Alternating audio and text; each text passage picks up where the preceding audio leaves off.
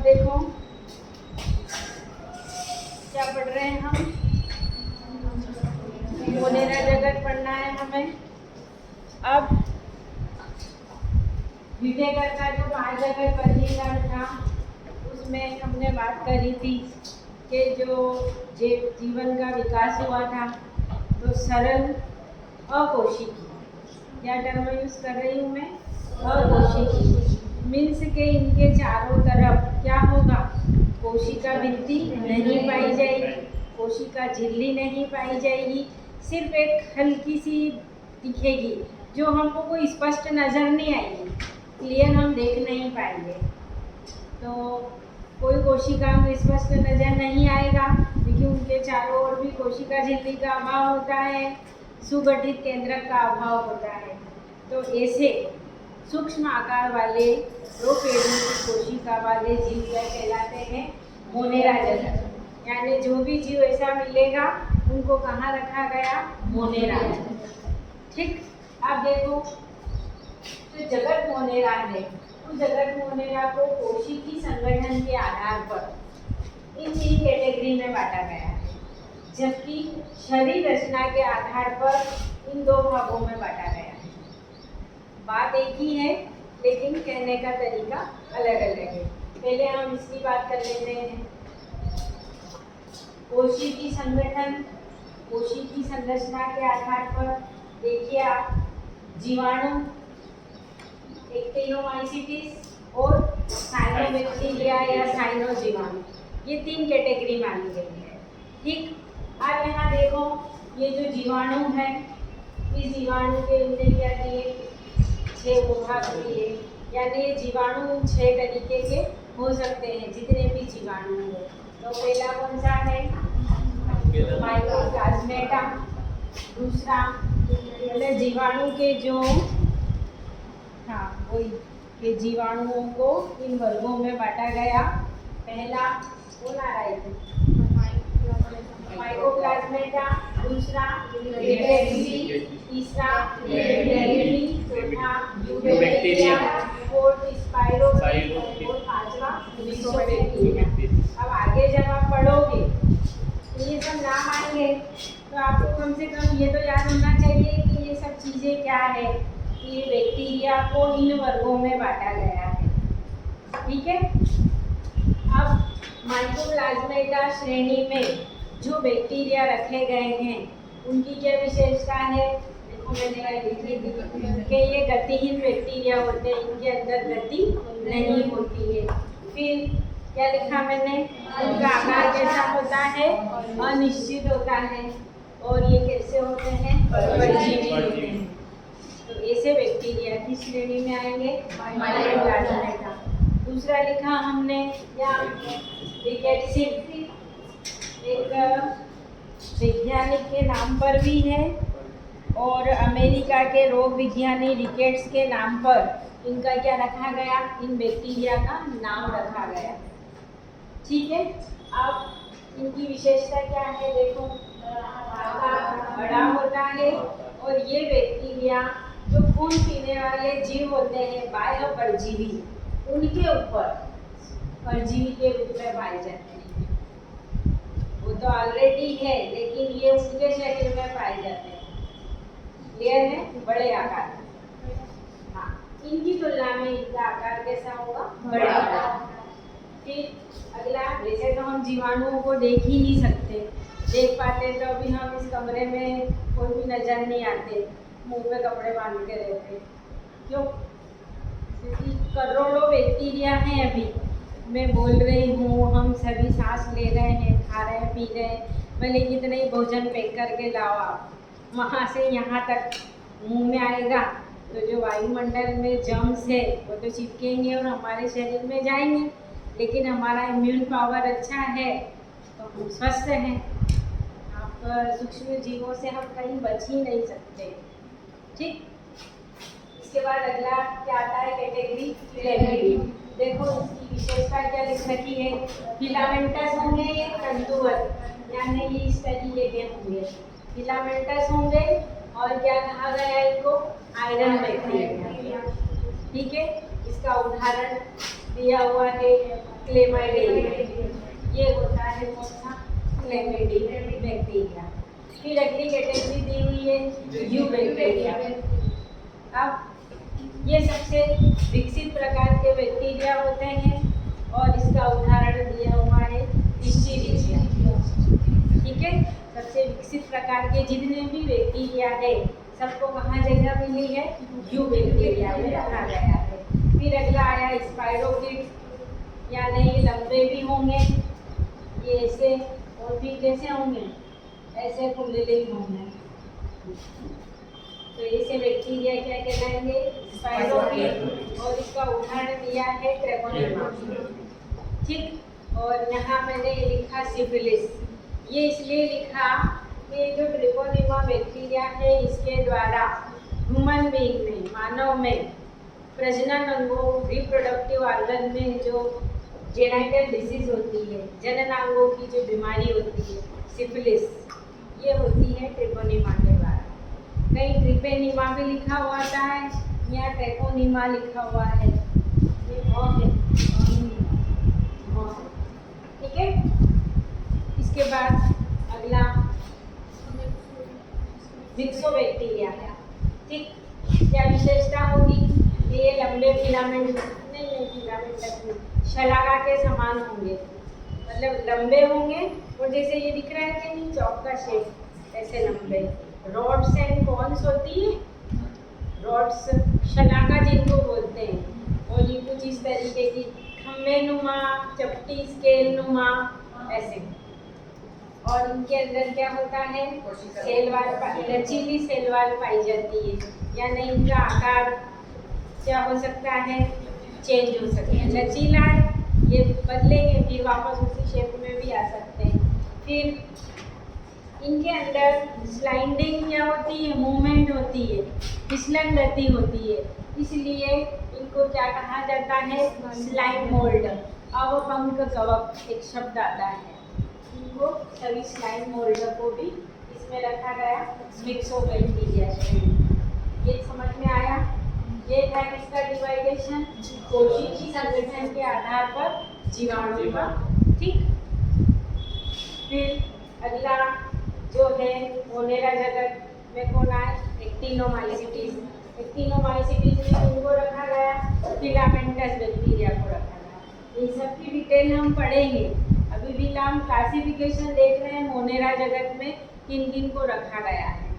फिर अगला आता है साइनो जीवाणु, साइनो बैक्टीरिया, जो नाइट्रोजन फिक्सेशन की कैपेसिटी पाई जाती है जिनमें, साइनो बैक्टीरिया। नील हरित, उनको यहाँ रखा गया है। और नील हरित, हरित मतलब क्लोरोफिल है, तो क्लोरोफिल है मतलब ये कैसे बैक्टीरिया होंगे, रसायन संश्लेषी बैक्टीरिया होंगे। कुछ इनमें रसायन संश्लेषी भी होते हैं।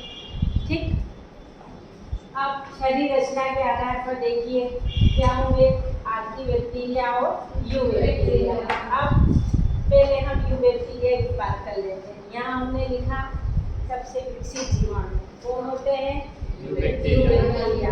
अब इसमें आते हैं जीवाणु और साइनो जीवाणु। साइनो जीवाणु तो ब्लू ग्रीन एलगी वाले हैं जिनमें नाइट्रोजन फिक्सेशन की कैपेसिटी पाई जाती है। फिर ये हो गए सामान्य जीवाणु, और यही होते हैं लाभकारी भी होते हैं और हानिकारक भी होते हैं। इनकी डिटेल देखेंगे हम, बाकायदा टेबल बनाएंगे कि इनसे लाभ क्या क्या हो रहा है हमको और हानियाँ क्या क्या है। रोग भी उत्पन्न करते हैं तो कहीं ना कहीं लाभ भी पहुंचाते हैं।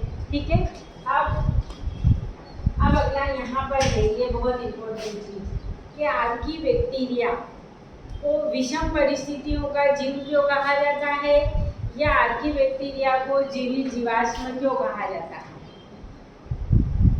विषम परिस्थितियाँ क्या होती है बता, जैसे हम मनुष्यों की बात कर लें, मनुष्यों के लिए अनुकूल परिस्थितियाँ क्या है, जल्दी जल्दी बोलो।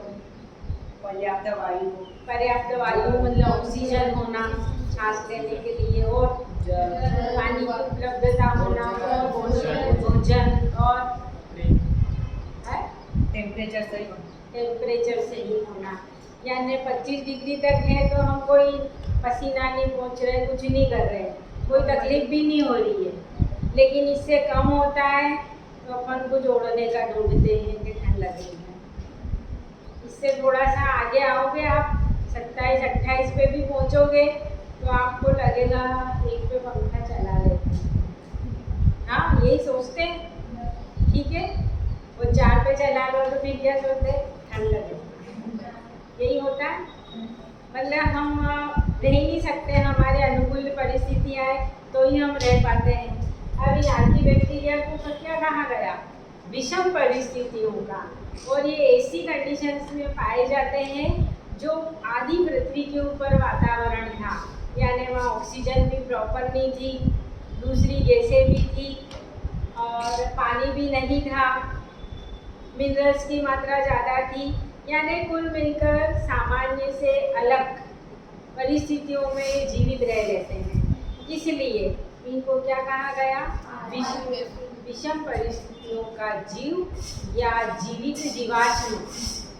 हम होते सामान्य जीव तो मर जाते तब तक, लेकिन ये आज भी उन परिस्थितियों में सरवाइव कर रहे हैं। आप देखो, इसकी भी 3 कैटेगरी थी, इसकी तो 2 थी, इसके बाद इसकी 3 है, मेथेनोजन बैक्टीरिया, हेलोफिल्स बैक्टीरिया और थर्मोएसिडोफिल्स बैक्टीरिया। अब देखो क्या होगा, मेथेनोजन यानी ये बैक्टीरिया कहाँ पाए जाएंगे या क्या उत्पन्न करेंगे, मेथेन, जहाँ पर मेथेन अधिक मात्रा में उपलब्ध होगी या इनके द्वारा भी मेथेन उत्पन्न होगी। तो ऐसे बैक्टीरिया जहाँ भी उत्पन्न होते हैं वो क्या कहलाते हैं, मेथेनोजन बैक्टीरिया। अब कहाँ कहाँ होता है मेथेन, बताओ कहाँ उत्पन्न होता है। 10th में पढ़ा है गोबर गैस वाला पार्ट, बायोगैस वाला। तो गोबर के अंदर से जो गैस उत्पन्न होती है वो कौन होती है, और उस मेथेन को ही हम ईंधन के रूप में जलाते हैं, ठीक है। और जुगाली करने वाले जो मवेशी होते हैं, जुगाली करना क्या होता है, गाय को चारा डालते हैं, एक साथ निगल लेती है, फिर जब वो आराम करती है तब क्या करती है, मुंह जलाती रहती है। यानी उनके आमाशय के 4 भाग होते हैं। तो प्रथम भाग रुमेन में भोजन का अस्थायी संग्रहण हो जाता है, वो निगल लेती है, ठीक। उसके बाद भोजन वापस मुंह में आता है और फिर उस भोजन को अच्छे से चबाया जाता है, और उसके बाद भोजन फिर से आमाशय के आगे के भागों में जाता है पाचन के लिए। रुमेन, रेटिकुलम, ओबेसम और एबोमेसम ये भाग होते हैं मवेशियों में। तो रुमेन में भोजन का अस्थायी संग्रहण किया जाता है, तो वहाँ पर भी क्या पाया जाता है, मेथेनोजन बैक्टीरिया पाए जाते हैं, ठीक है। तो ऐसी जगह पर रह रहे हैं, इसलिए क्या कहता है, विषम परिस्थिति। अगली परिस्थिति देखिए आप, क्या लिखा हमने, हेलोफिल्स। हेलोफिल्स का मतलब क्या है, जहाँ पर बहुत ज़्यादा लवण पाए जाएंगे, लवणीय जल, जल में बहुत अधिक लवण होंगे, या मृदा में भी मिनरल्स हो सकते हैं। जबकि बहुत ज़्यादा लवणीय जल में, मृदा में कोई भी जीव रहता है तो उसके शरीर का सभी जल बाहर आ जाता है, या वो क्या होता है, नष्ट हो जाता है। लेकिन ये बैक्टीरिया क्या होते हैं, वहाँ पर सर्वाइव कर पा रहे हैं, जीवित रह पा रहे हैं, इसलिए ऐसे बैक्टीरिया कहलाते हैं हेलोफिल्स बैक्टीरिया या लवणप्रिय बैक्टीरिया। तो ये भी विषम परिस्थिति है। इसके बाद अगला है थर्मोएसिडोफिल्स। अब यहाँ देखो क्या है, बहुत अधिक तापमान, 80 डिग्री सेल्सियस तापमान भी हो सकता है, वहाँ पर भी वो सर्वाइव कर रहे हैं, और उस जल में या उस स्थान पर एसिड भी पाया जाता है, H2SO4। अम्लीय जल, अम्लीय मृदा और फिर बहुत ज़्यादा तापमान। तो ऐसी परिस्थिति में तो कोई भी जीव जीवित नहीं रह सकता है, मर जाएगा। लेकिन ये वहाँ पर भी क्या होते हैं, जीवित रह जाते हैं। और ये क्या करते हैं, अम्ल में से सल्फर को काय में अपचयित कर देते हैं H2S में। ये क्षमता भी इनमें पाई जाती है। इसलिए मेथेनोजन, हेलोफिल्स और थर्मोएसिडोफिल्स ये सभी बैक्टीरिया विषम परिस्थितियों में रह रहे हैं, इसलिए आपकी बैक्टीरिया विषम परिस्थितियों के जीव कहलाए, प्राचीन जीवाश्म कहलाए, जीवित जीवाश्म कहलाए। समझ में आया? कोई दिक्कत? इसके बाद मोनेरा के कुछ लक्षण बोलिए अब आप लोग। मोनेरा के लक्षण क्या होगा? सबसे पहला कोशिका भित्ति, कोशिका झिल्ली नहीं पाई जाती है, स्पष्ट नहीं पाई जाती है। सुगठित केंद्रक का अभाव होता है, केंद्रक नहीं पाया जाता है। कोशिकांगों का क्या होता है? स्पष्ट रूप से नहीं देखते है सभी, लेकिन उनकी कोशिका झिल्ली नहीं है स्पष्ट, इसलिए हमको क्लियर नजर नहीं आते हैं। यानी ये कैसे होते हैं? प्रोकैरियोटिक कोशिका वाले जीव होते हैं। इसके बाद इनकी जो झिल्ली है वो पेप्टाइडोग्लाइकॉन, म्यूरिन, पॉलीसेकेराइड की बनी हुई होती है। फिर मैंने लिखा डीएनए। बोला मैंने, मना नहीं करा है कि इनके अंदर केंद्रक नहीं होगा, होता है लेकिन दिखाई नहीं दे रहा है। तो डीएनए के ऊपर कोई आवरण भी नहीं होता है, डीएनए नेक्ड होता है, नग्न होता है, और उसके अंदर क्या होता है? हिस्टोन प्रोटीन का अभाव पाया जाता है। यानी इनका जो भी होगा आनुवंशिक स्ट्रक्चर, उसको क्या कहा जाता है? न्यूक्लियोइड कहा जाता है या जीनोम कहा जाता है। और इनके अंदर सीलिया, फ्लेजेला, ये चीज़ें आपने सुनी होगी, प्रचलन अंग होते हैं सीलिया, फ्लेजेला में। उनके अंदर पाया जाता है 9+2 अरेंजमेंट। तो इन मोनेरियंस के अंदर 9+2 विन्यास नहीं पाया जाता है। कुछ प्रकाश संश्लेषी होते हैं, कुछ अप्रकाश संश्लेषी होते हैं, परजीवी होते हैं, विभिन्न प्रकार के रोग उत्पन्न करते हैं। और एक क्या बताना, इनके अंदर प्रजनन कायम से होता है, रिकॉम्बिनेशन के द्वारा होता है, जेनेटिक रिकॉम्बिनेशन। हिंदी में कहते हैं संयुग्मन द्वारा या मुकुलन या बडिंग के द्वारा इनमें रिप्रोडक्शन होता है। और देखने में कोई कैरेक्टर छूट रहा हो तो हाँ, और एक को लिखा ना इनमें स्वकोशी विषमकोशी तो होते ही हैं। फिर कुछ जीवाणुओं के अंदर क्या पाया जाता है? मोनेरा के अंदर बात होगी। अब मोनेरा में सभी हैं तो सभी के लक्षण कॉमन लिख रहे हैं हम। ठीक, क्या हो जाएगा? नाइट्रोजन फिक्सेशन करने की क्षमता पाई जाती है। ये हो गए मोनेरा जगत के प्रमुख लक्षण और मोनेरा का क्लासिफिकेशन। ठीक है।